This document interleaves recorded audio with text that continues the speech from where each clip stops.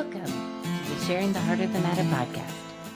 Join us as we celebrate the brilliance of authors, storytellers, and creators. I'm Wynne, and in this inspiring episode, Vicki and I are talking with author Linda Broenniman.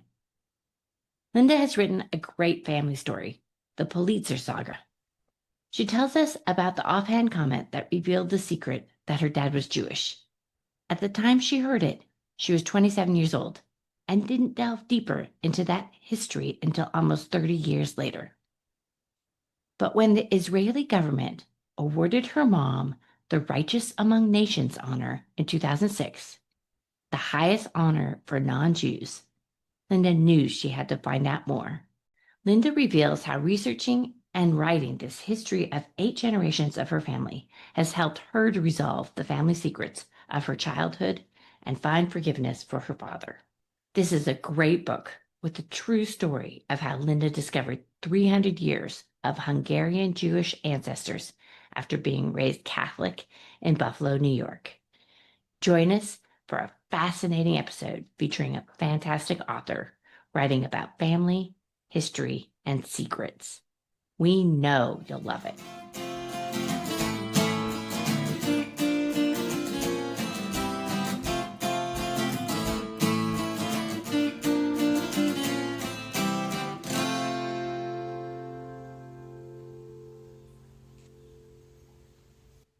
Hi, Linda. Hi, Wynne. Hi, Vicki. So nice to meet you. Vicki and I are delighted to talk to you about your book, The Pulitzer Saga. It's just such an amazing story, and we want you to give us the elevator pitch because your first threads that you followed into this, you heard from your sister's godmother when you were in your late 20s that your father was Jewish, and that was a surprise to you. But it took more than 30 years for you to dig into this story. So tell us that story about the story and give us the elevator pitch. Well, I'll go back then, just as you said. Mhm. I was, we grew up in Buffalo, New York. I was the middle child of 7.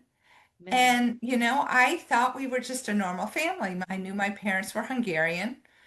We thought they were Catholic. We went to church every Sunday. And I thought we were a normal family. A lot of chaos with 7 kids, but Right. it was chaos Right. and lots of fun. Yeah. But there were secrets. And so when I was 27, as you said, I was in graduate school.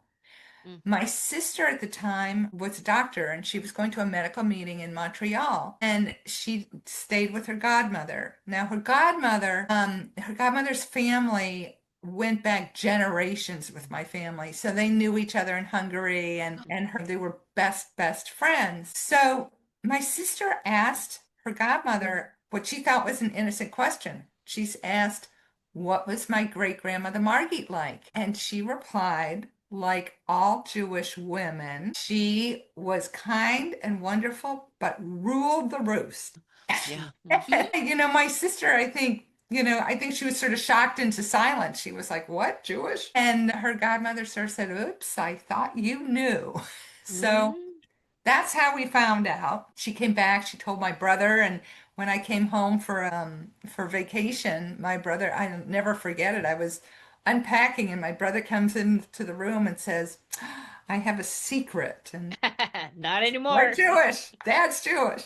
So Uh, so anyway, that's how I found out. But just as you said, 30 years passed. At the time I was busy in mm, graduate school trying to figure out what I was going to do. And mm, so I just never did anything about it. But, when the time finally came, I mean, there'd be little mhm, things and little hints and so on. And, just this urge to find out more. mhm, And then I'll say in 2006, we got this invitation from the Israeli consulate in New York saying that my mother was to be honored as righteous among the nations. mm, And if your listeners don't know what that was, it is the highest honor that the Israeli government mm, gives to non-Jews who risked their lives to save Jews during the Holocaust. mhm, So her name is on the in the Garden of Honor, on the Wall of Honor in the and Yad Vashem in Jerusalem, along with such names as, Oscar Schindler and Bro Wallenberg and Irina Sendler, some of these other people that your listeners might recognize their names. So it was a big honor, but we knew nothing about it at all. So afterwards, I asked her best friend, who was somebody she had saved among many, to ask her if she could tell me more about it. And she said she was a very famous doctor. Both she and her husband were doctors that lived in Sweden. And they came to the US for a medical meeting, and I met with them. And she told me, little pieces here and there, but then she would just say, "Oh, it's too painful to talk about. I can't talk Oh, about it." So I learned a little bit more.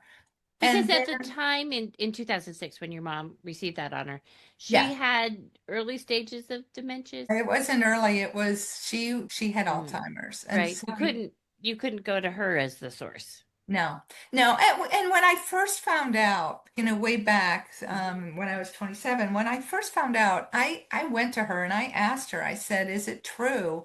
And she said yes. And so she told me that. But then my father would not talk about it at Mm, all, and to his dying day, never admitted it to mm, us. But yeah, there was, one other time in 1990, I went to mm, Budapest with my parents. mm, And at the time, my father was busy working. And so I had a lot of one-on-one time with my mom.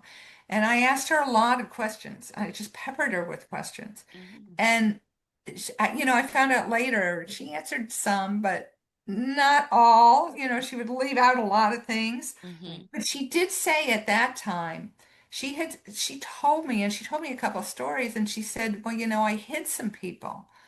But I didn't have the history at the time, so I Right. really didn't understand what that meant, and I didn't have the right questions to ask her. And, Mhm. yeah, I kicked myself. I wish I'd Right. understood more about that. yeah. So, That's yeah, such an interesting point, having the right questions, because it takes a little bit of life experience to know what those questions are, especially when exactly. we're talking to our parents. Yeah, Right, right. yeah. And Yeah. if you don't understand the historical context, you Mm-mm. you don't know. You don't know what something, Mhm. I hit some people. Well, what did that really mean? I didn't Right. understand the Mm. Right, depth and the courage that had to right. be. Right. Well, and Linda, was there, Wynne and I've heard this from other authors that write about families. There's an aura of respect that you want to maintain too, where you don't necessarily want to interrogate your mother. You're grateful for what she's bringing forward, but you also don't want to miss the moment where you are getting something from her by being too diligent about the drill down. Was that a true feeling for you too? It was very much so. And it was even more so when you say that, it was even more so with my grandmother. So my grandmother Mm, lived with us. And, mm, in our living room, we had the portrait of my grandfather. But yeah. we never really, knew anything about him. My father did say a few things. He was a World War I hero and, Mm. said some things, but I wanted to know more and I want to know about how he died. And if I asked her a question, just as you said, this just complete sadness would just envelop her. Mhm. And Hmm. so I never really pushed because I didn't want to make her sad. But when I think back on it, oh my God, my grandmother would have known some of the people that I really went back and researched that were, several generations before me, and Right. she could have Hmm. told me the most incredible stories. Yeah. Yeah. But It's I love how you wrote about that and you include, so many beautiful photographs. And Wynne and I will talk to you about that. Just the format of the book is so Mhm. lovely. But, the story about that beautiful portrait and Zandor, right? Is that right? Sandor, yes, Sandor Sandor. was Yeah. such a handsome man on top Mhm. of it, right? So, I Mhm. mean, how could your grandmother not talk about him, in small Exactly. doses, Mhm. right? Yeah. Exactly. Yeah. Yeah. It's, So lovely. Well, and in some ways, I mean, it's sad to miss those connections, but you went back and you researched 8 generations of your family history and dug in. And what I love about, and just as Vicki alluded to, there's so many pictures interspersed in the book, but there's so much history. So you give that context that sort of helps you ask the right questions, right? Yeah, that was what Yeah. was so important to me because, when I started researching, as I said, my history was just, it was not good enough. It was, so Mm-hmm. I just delved into whatever history books I could read, biographies that took place around that time and so on. And it was, with Andras, who helped me do all the research, Yeah. it was such a partnership. So he would ask me, a question, and then he would delve into the research and, based on his findings, then I would ask him questions and I'd look things up in the history books and so on. And so it was a lot of back and forth, and it both spurred us on, but it gave us such great knowledge about, and sort of the way we learn history versus the way Europeans and especially Hungarians would learn history and learn about their own culture. So it was important to learn so that I could really understand and connect with my ancestors so that I could understand what they were thinking and why they might have made certain decisions and so on. So, and then the pictures, it was so important for me to put in the pictures because, some of these stories, they could be fictional stories. They're stories. And so it was really important for me to bring them alive. And that's why I really wanted to include so many pictures, is because it made them real. Yeah. Yeah. When you talked about doing the research, even with the support that you had, in reading the book, it felt like there had to be such a layer of tenacity on your part. Because when you talked about, the European history and in that part of the world, it's such a beautiful book to really embrace all the vulnerability, of people at a certain time and with respect for accuracy, but also there's such a level of safety, and sort of navigating around what was true, but what needed to be true, what was bearable almost. Does that make sense? Very much so. It came Yeah. through Thank so you. much.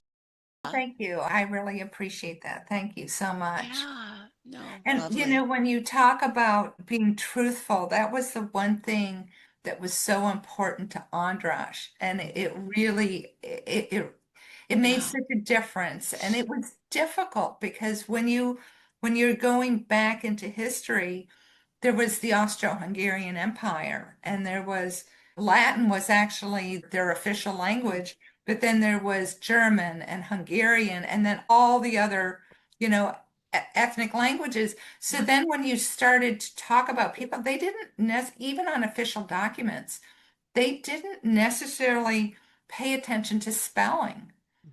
So, for Yeah. example, Pulitzer could be spelled with an O, with a U, with two L's, with one L. I Yeah. mean, there's so many different ways to spell a Yeah. name, and they didn't, it wasn't always consistent. So he was amazing Yeah. in verifying everything and making sure that everything was, we had the right people and so on, and Mm-hmm. it was the right Mm-hmm. information. And it got even more confusing when a Pulitzer married a Pulitzer. Exactly, exactly. As Yeah. you said, Sigmund Pulitzer married Irma Pulitzer. Yes.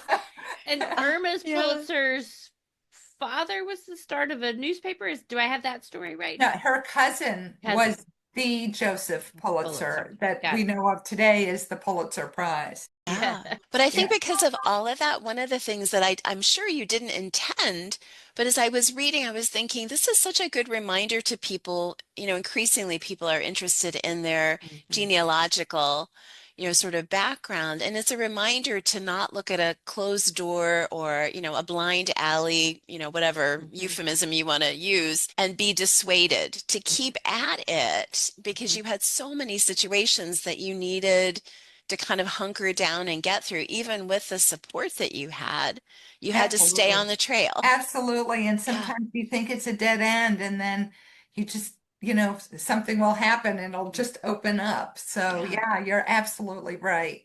Yeah. yeah, So this is sort love of it. a book question, but with that interspersion of pictures and history, I mean, was that a hard layout to come by? And we usually see books with, just pictures in the middle, or I mean, there's sometimes side Hmm. notes and, uh, Yeah. yeah. Yeah, I mean it is, I will say it's there's one element of the design, and again, it was really important for me. I wanted the pictures right there, so when you read about somebody, they're there and they come alive. But it's also a lot more expensive, so that's part of it. But it was the formatting, as Wynne and I were reading, Linda, that we loved, but it was also this is why I think about the history and the educational aspect. You titled some of those sections Learning More. Yeah. So for the reader, it was a beautiful way to kind of go to the margins off to the side and get context, the historical background. So I love that, but I also love the design of it because you used, beautiful kind of archival looking, fonts and the design of those little segments. It was really lovely. Oh, thank you. Thank you. I will tell you that I worked with two young designers, Hungarian designers, who were Cool. just, yeah, it was really fun working with them. They were so talented. And I would, I'd explain what I wanted, and they'd come back with all of these suggestions, and they did just a beautiful job. So, yeah, They thank you did. for saying that. No, it Good really stands talent. out. Thank Yeah. you. You're welcome. Have some found family as part of this project. So, what has writing this book meant to you? Well, it's on so many levels. It's been a lot. It's been, what I think what happens is even though as I said, I grew up in a wonderful family, but I think you sense when there's secrets, when things aren't being told. Sometimes I think when you grow up with those secrets, sometimes you think you internalize it and you think, oh, there's something wrong with you. So I think part of this in understanding sort of that I had relatives, first of all, that, it sort of helped me feel like, oh, I belong here. And it was very freeing. Hmm. And I think the other thing, I know my father and I had a difficult relationship. It was, we just knocked heads a lot. And I think in learning about their experiences, my parents' experiences, and understanding the incredible trauma that especially my father faced, I think it just, allowed me to forgive him and to just let all of that go.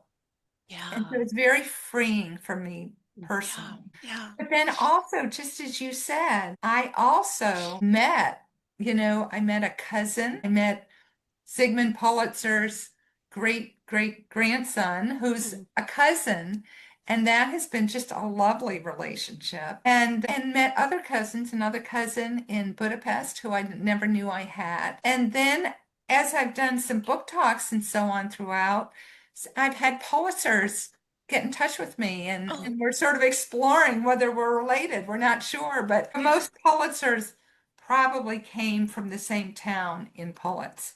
So yeah, amazing. goes back generations, but Yeah. we could be related way, way, way back. Ah. I So, love what you said about your father because I think that's such a full circle moment for authors and daughters to be mhm, able to look at parents and give them the grace to say, I won't ever understand fully, but I understand that perhaps you were doing the best you could.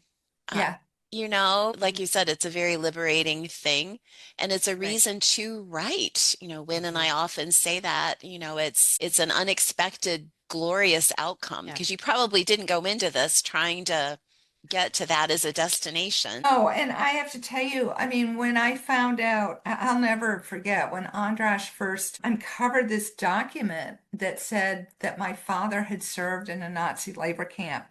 I was in complete shock. I mean, they never talked anything about that. And to know that he served in this camp, and in the box there were letters between he and my mother, and they were heartbreaking. I mean, it was awful.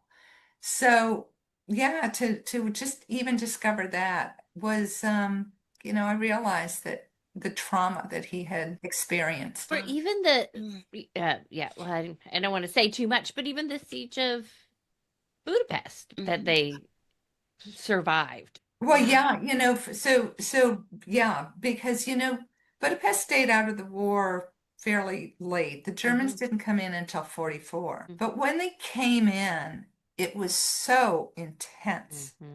So, people were getting rounded up and marched to the Danube and shot. And we don't know, but I think Margit's sister was probably shot into the Danube, and her husband.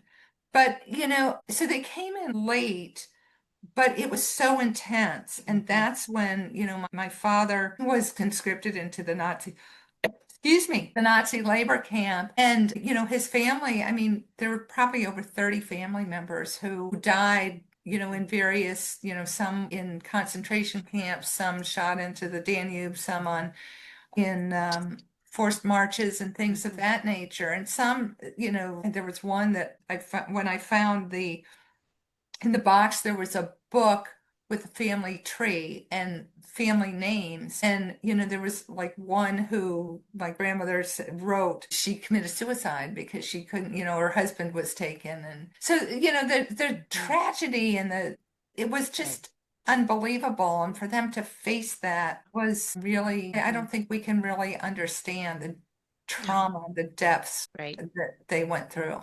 Right. But even, I mean, going back even further, because you do 8 generations, which is so remarkable. All the amazing survivors, all the displacement that went back, way further than World War II, but the people who, your ancestors that, really succeeded through that. It's amazing. Do you have a favorite story of?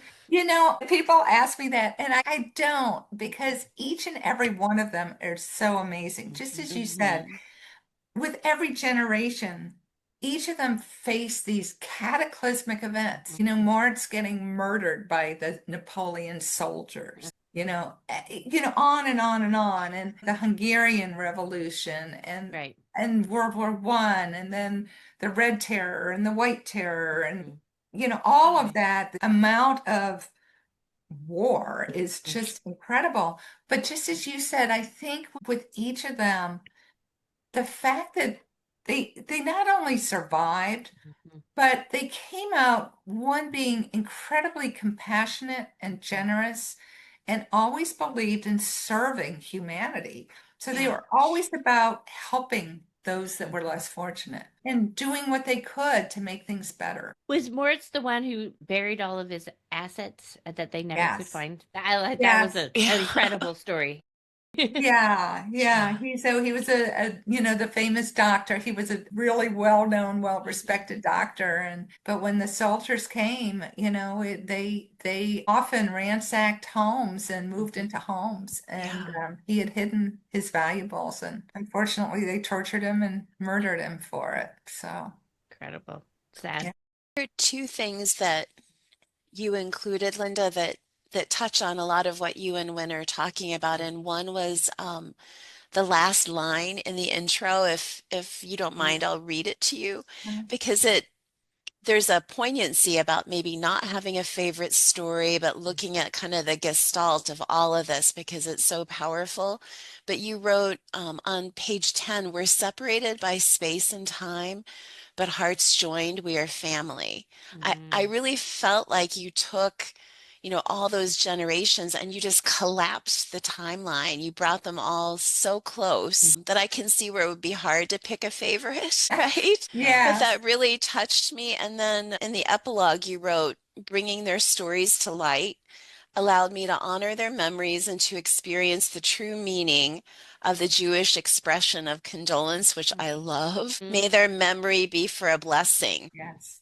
Gosh, So and I'm good. tearing up about that. And it's not just my allergies. It truly just so moving, but kind of bookending all that you wrote. Those 2 things just really are so moving.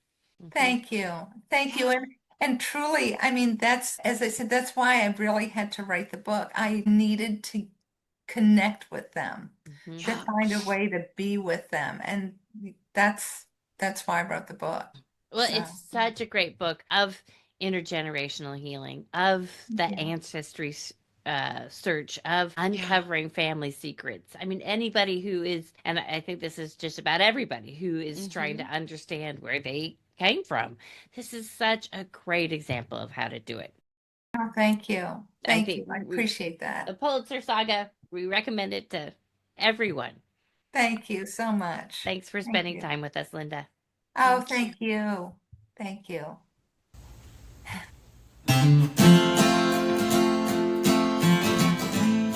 Thank you for listening. Our music is composed for Sharing the Heart of the Matter by the exquisitely talented duo of Jack Canfora and Rob Koenig. For show notes and more great inspiration, please visit our site at sharingtheheartofthematter.com.